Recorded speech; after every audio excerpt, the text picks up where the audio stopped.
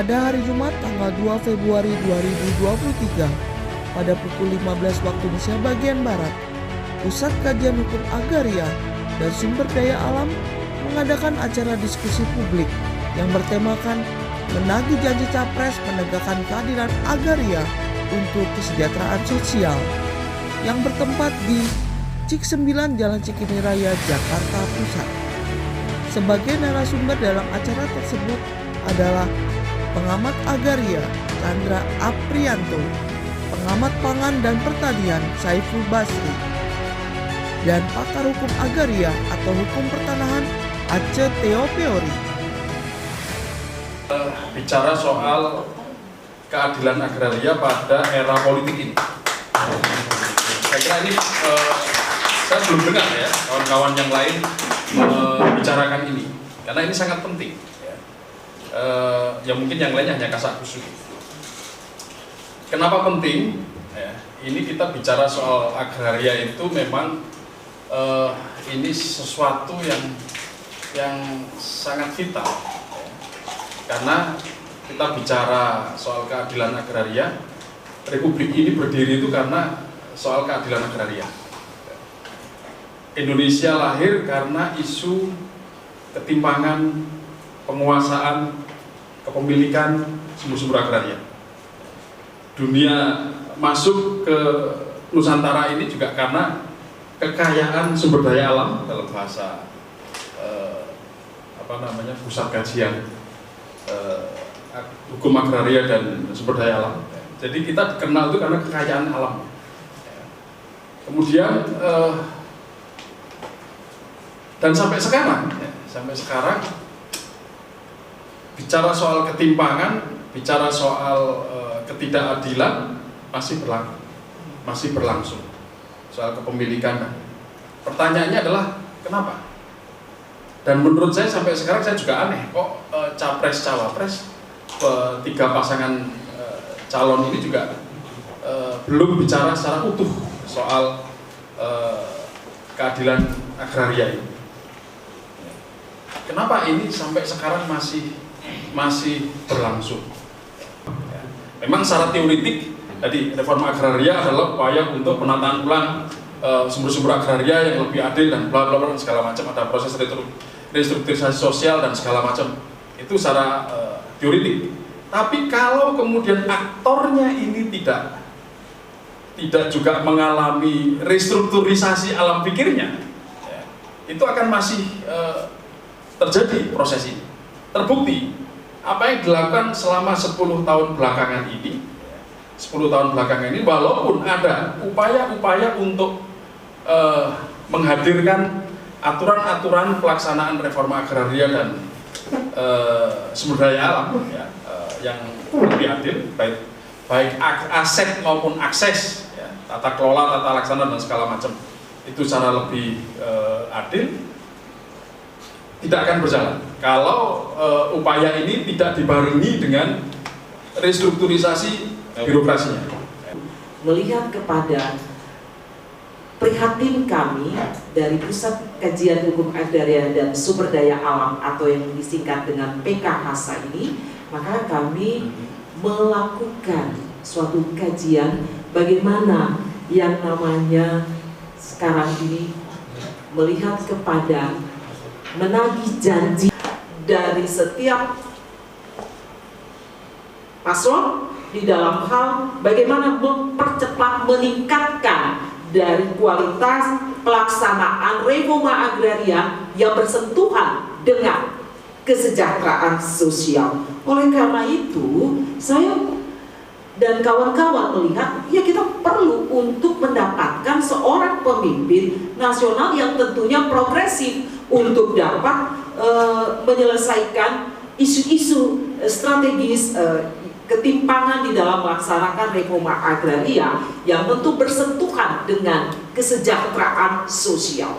Oleh karena itu, kalau melihat bagaimana salah satu penyebab kemiskinan di Indonesia ini, khususnya di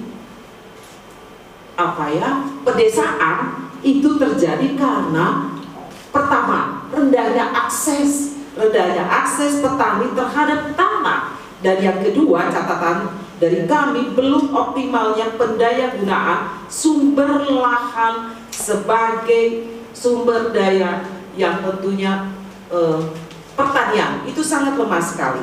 Dan yang ketiga adalah masalah agraria yang menjadi masalah yang dapat saya sampaikan sampai saat ini sangat-sangat sensitif. Kenapa? Karena agraria itu bersentuhan dengan namanya tadi sumber daya alam. Nggak lepas juga dengan namanya tanah. Tanah di dalam kehidupan manusia itu ada dua aspek. Kalau kita kembali, agraria itu kan dia bersumber dan berajas pada hukum adat. Di dalam konteks hukum adat, yang namanya tanah itu mempunyai dua fungsi, baik dari sisi sifat maupun juga dari sisi kebutuhan. Dari sisi sifat, mau terjadi gempa, mau terjadi tsunami, dia akan tidak pernah berubah. Itulah tanah. Yang kedua, dari sisi kebutuhan, kita semua yang hadir di sini tentu mempunyai leluhur. Kalau dilihat dari sisi religius, dari tanah kembali kepada tanah. Lalu yang ketiga, tempat orang kita semua juga mencari nafkah. Lalu kemudian keempat, selanjutnya adalah ya tempat juga.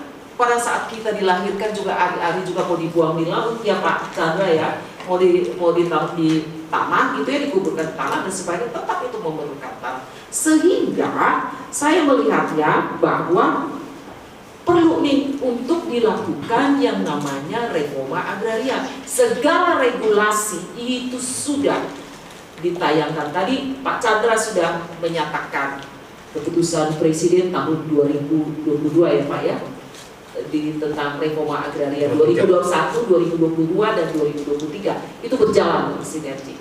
Namun di dalam implementasinya itu sangat lemah. Kembali lagi kepada siapa? Kepada sumber daya manusianya. Oleh karena itu dari kami kajian Pusat Hukum Agraria dan Sumber Daya Alam melihat bahwa ternyata di dalam pelaksanaan itu selain sumber daya manusia sebagai apa? Sebagai pelaksanaannya. Tidak lepas juga dari etika dan moral di dalam hal melaksanakan dari program tersebut. Segala cara sudah dilakukan, tapi kan lagi-lagi ini berarti ada kelemahan di dalam hal penegakan. Kalau kita, karena kami pusat hukum, maka kami melihat ada kelemahan di dalam penegakan hukum tersebut. Nah, salah satunya bukan hanya di dalam aturan itu saja, tetapi juga di dalam si pelaksanaan yang di lapangan. Kok Indonesia ini secara struktur ekonominya, struktur sosial ekonominya tuh belum beranjak menjadi negara industri modern seperti di Eropa, di Amerika, di Australia dan lain-lain sebagainya. Karena 60% sebagian besar penduduk kita masih bekerja di pedesaan, ya, masih bekerja di pedesaan. Dan anehnya memang, ya, dari mulai awal sampai sekarang ini kita tidak pernah masuk menjadi negara yang bersuasembada pangan. Pernah di zamannya Pak Harto itu hanya di tahun 86 sampai tahun 87. Selebihnya kita adalah negara net importer untuk beras. Bahkan per hari ini harga beras juga tidak pernah kunjung turun. Untuk kesejahteraan ini tetap harus dilihat secara keseluruhan. Sebagai contoh saya bilang, orang katakan wah ini nggak ada hubungannya dengan saya bilang, siapa bilang nggak ada hubungannya? Kalau kemudian produksi pangan kita itu mahal, ya kan, itu akan menggeras pendapatan buruh di sektor industri, akan menggerus pendapatan orang-orang miskin yang ada di perkotaan. Nah, inilah implikasi yang cukup jauh dari sebuah kebijakan agraria yang tidak adil bagi satu negara yang sifatnya secara ekonomi itu memang masih pedesaan, masih rural di situ. Kalau tidak dibenahi komitmen politiknya, maka kita akan tetap seperti sekarang ini ya. Di Pusat Studi Hukum Agraria dan Sumber Daya Alam. Semoga bermanfaat ya Pak. Terima kasih.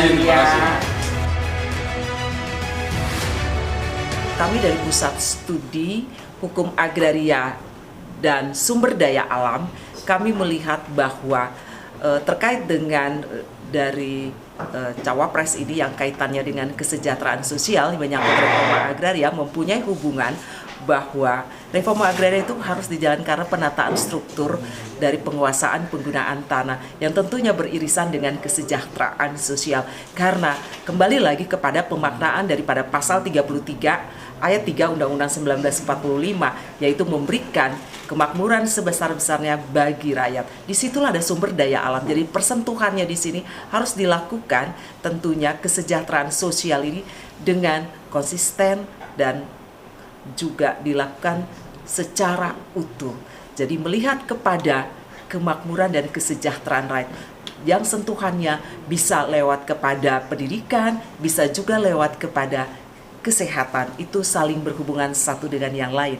Termasuk di dalamnya adalah menyangkut ekonomi, yaitu tentang pangan dan juga dari masyarakat desa yang tentunya membutuhkan dari kepastian di dalam kepemilikan tanah. Kami dari Pusat Studi Hukum Agraria dan Sumber Daya Alam sangat mengharapkan secara khusus dari reforma agraria itu agar dibentuk peradilan khusus di dalam penyelesaian sengketa-sengketa tanah yang tentu merupakan representatif dari negara untuk dapat memberikan perlindungan hukum dan juga kesejahteraan bagi mereka yang membutuhkan dan juga mencari keadilan, karena adil bagi seseorang atau orang lain belum tentu adil buat orang lain. Oleh karena itu hadirnya keadilan karena ketidakadilan.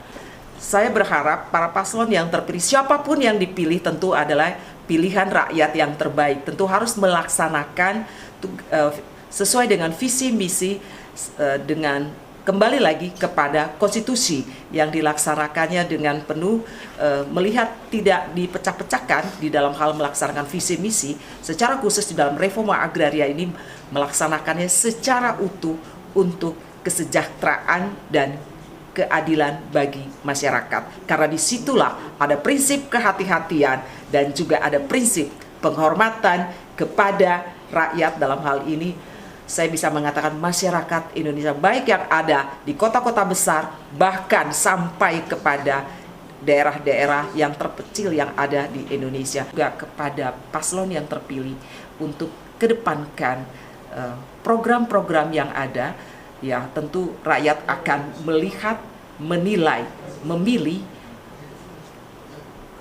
presidennya ke depan dan wakilnya yang memimpin 5 tahun ke depan untuk dapat melaksanakan tugas tanggung jawab sesuai dengan konstitusi yang sudah diatur sebagaimana yang diamanatkan oleh Undang-Undang Dasar 45 di dalam pembukaannya dan juga turunan dari Undang-Undang Dasar 1945.